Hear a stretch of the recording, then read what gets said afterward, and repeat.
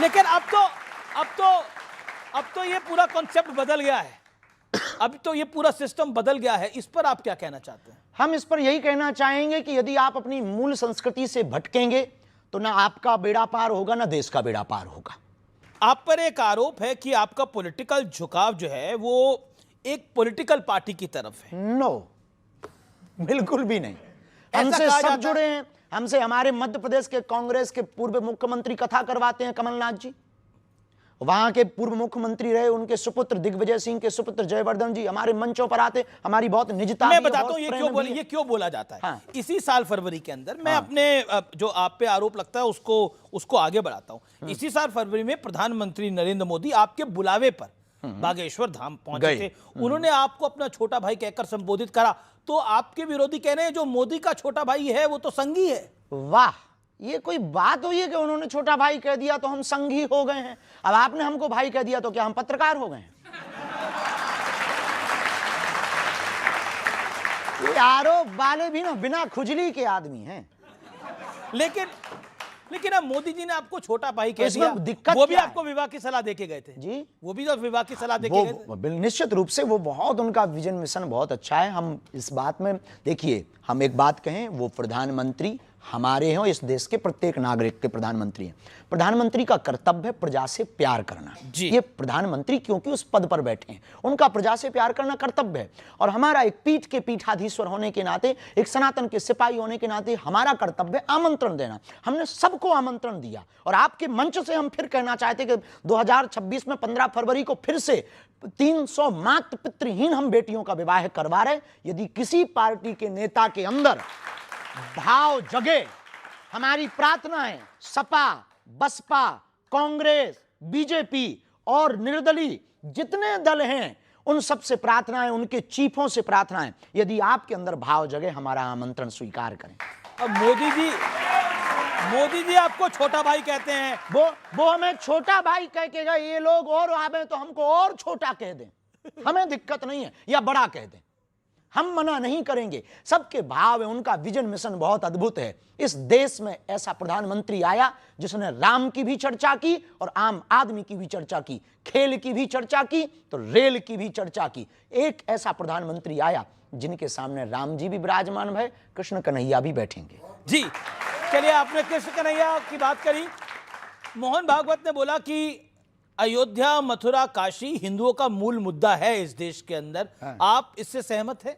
हम संभल को भी जोड़ रहे हैं, संभल को भी जोड़ रहे हैं। देखिए, ऐसे समझो, बिना तर्क के थोड़ी समझना है। तुम लोग ना तुरंत ताली ठोकते हो। त्रेता में राम जी प्रकट भय, बात सही है, तो अयोध्या में राम जी बैठ गए। अब आता है दूसरा युग, कौन सा? द्वापर, तो बैठेंगे कौन? फिर आएगा कलयुग, तो संभल। तो संभल में भी तो नरेंद्र मोदी हो ही आए हैं, प्रधानमंत्री तो संभल हो ही आए हैं, कल की धाम। बहुत अच्छी बात है, तो जाने में क्या दिक्कत है? वो तो देखो प्रधानमंत्री हैं देश के, वो कहे उनके पूरे देश में, वो हर गांव जा सकते हैं, कोई बुराई तो जी। हम राजनेता थोड़ी हैं कि हम टिप्पणियां करें इस पे। हम पे तो सनातन की बात पूछो भैया। अच्छा, सनातन की बात पूछने से पहले थोड़ी राजनीतिक बात पूछ लेता हूं। अखिलेश यादव का आरोप लगाया कि धीरेन्द्र शास्त्री 50 लाख रुपए लेते हैं, वो भी अंडर द टेबल। मिले नहीं है, इंतजार है कि कोई दे के जाए। हम तो कहते ऊपर टेबल पे दे जाए, बाढ़ में गए अस्पताल में लगाएंगे, भंडारे में लगाएंगे, वैसे ही अभी हम कर्जा में हैं, कर्जा चुका लेंगे। आप तो साधु हैं, संत हैं, बाबा हैं, आप क्या करेंगे इतने पैसों का? हाँ, हम कुछ करेंगे नहीं, बेटियों का विवाह करेंगे। जब इस देश में नाचने वाले करोड़ों ले सकते हैं तो साधु दक्षिणा लेकर के,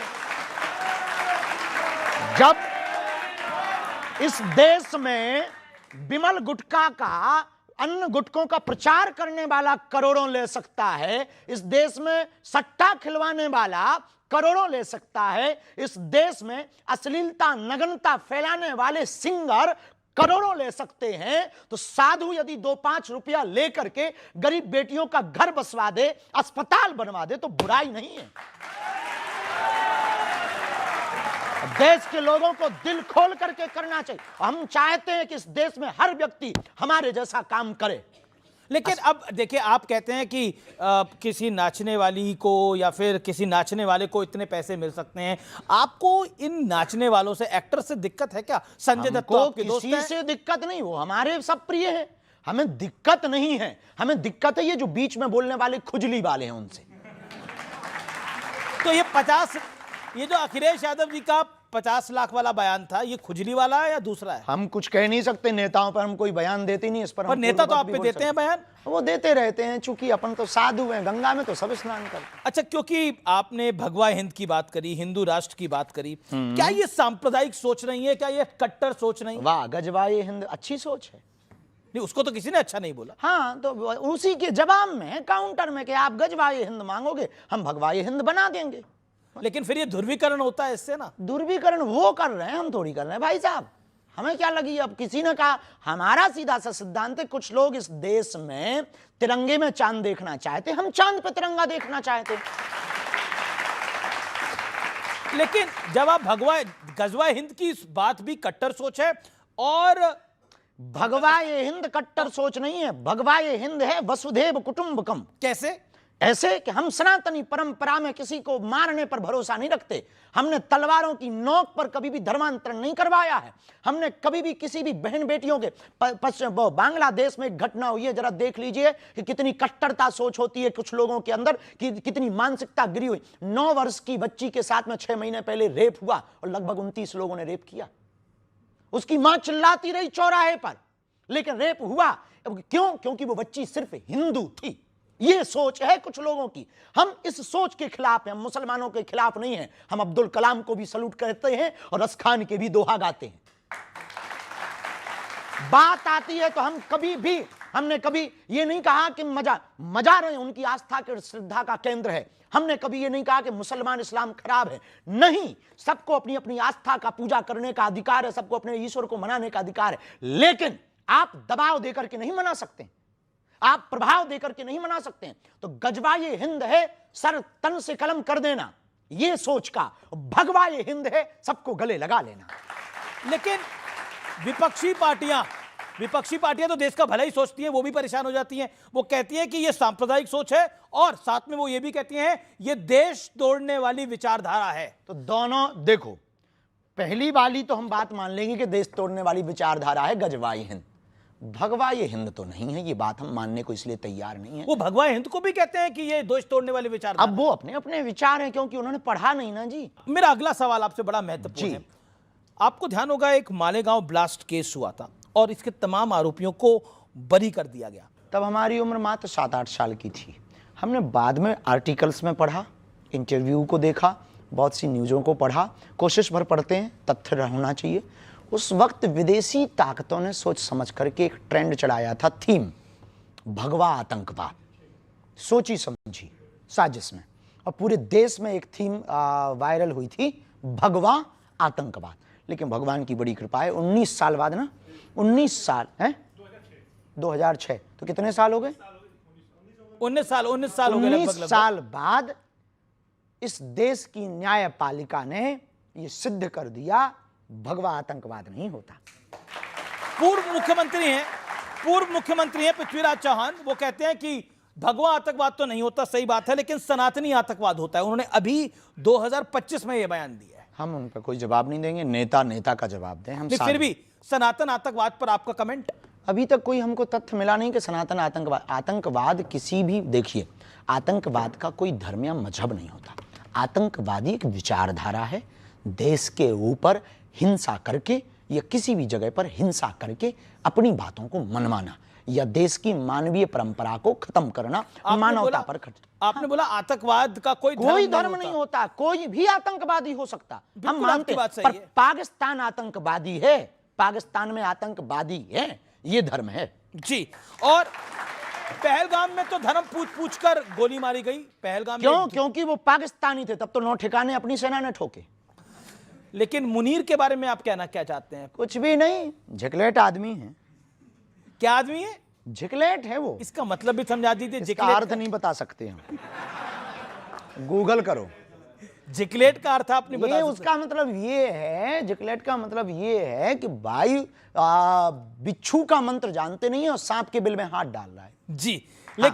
लेकिन मुनीर ने जो बात बोली, जब पहलगाम आतंकी हमले से पहले उन्होंने बोला हमारा देश अलग इसलिए हुआ क्योंकि हम में और हिंदुओं में बहुत फर्क है। हमारी हमारी पद्धति अलग है, हमारा जीवन अलग है। बिल्कुल। सो बस 1947 में आपको अलग एक जगह भी दे दी, पर हमको एक बात से आज भी हमको मन में दुख है। जब 1947 में 47 में धर्म के नाम पर जगह बांट दी, तो देश में ये बच कौन गए? बताइए, धर्म के नाम पर बंटवारा हुआ कि नहीं हुआ? फिर जब धर्म के नाम पर बंटवारा हुआ तो एक बंटवारे में कमी रह गई।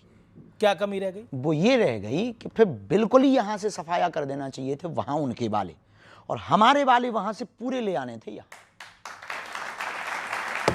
लेकिन अब तो हुआ नहीं है। अब वो तो हम नहीं थे, नहीं तो हम ऐसा करते। लेकिन ऑपरेशन सिंदूर को लेकर बहुत सारी बयानबाजी हुई, लेकिन अमिताभ बच्चन को तो आप जानते होंगे। नाम सुना है, हमारा परिचय नहीं है उनसे।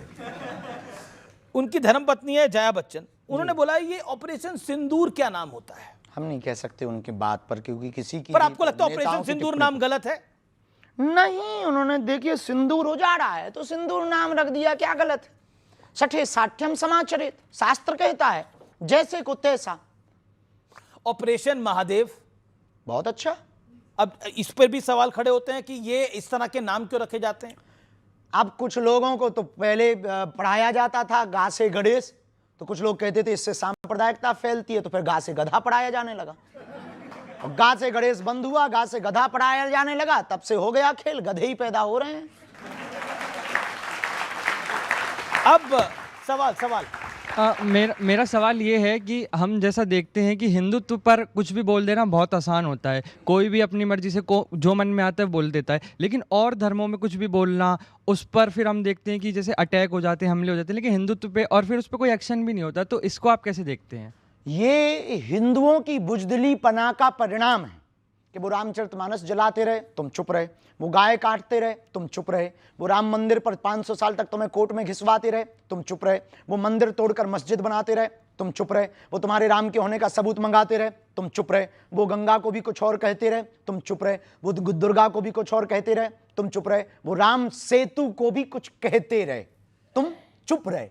राम सेतु का अर्थ ही है राम सेतु, फिर भी वो राम सेतु का मतलब पूछते हैं। इसका मंतव्य हिंदू बहुत बड़ा बुजदिल है। कुंभकर्ण के बाद यदि कोई सोया है तो हिंदू सोया है। आपको क्यों लगता है कि हिंदू सोया हुआ है? यदि हिंदू सोया ना होता तो इतने लफड़े होते? हिंदू सोया ना होता तो हमें क्या आपके साथ डिबेट करना पड़ता? हिंदू सोया ना होता तो इनकी आवाज को हमें उठाना होता? हिंदू सोया ना होता तो क्या हमें पदयात्राएं करनी होती? हिंदू सोया ना होता तो क्या हमें धर्म विरोधियों से लड़ना पड़ता? हिंदू सोया ना होता तो क्या हमारी रामायण को जलाया जाता? हिंदू सोया ना होता तो क्या हमारी आस्था के प्रतीक तीर्थ राम मंदिर, कृष्ण मंदिर या संबल में मंदिरों को तोड़ करके दूसरे मजहब के आस्था के केंद्र बनाए जाते? हिंदू सोया ना होता तो क्या हमारे राम को काल्पनिक कहा जाता? हिंदू सोया ना होता तो क्या द्रौपदी के ऊपर परिहास किया जाता? हिंदू सोया ना होता तो क्या हमारे प्रभु श्री राम के बारे में अनर्गल टिप्पणियां की जाती? हिंदू सोया ना होता तो क्या इस देश में गाय कटने के वूचड़ खाने होते? हिंदू सोया ना होता तो क्या यमुना गंदी होती? हिंदू सोया ना होता तो क्या गंगा गंदी ना होती? हिंदू सोया ना होता तो क्या हमारे तीर्थों पर ब्लास्ट होते? हिंदू सोया है।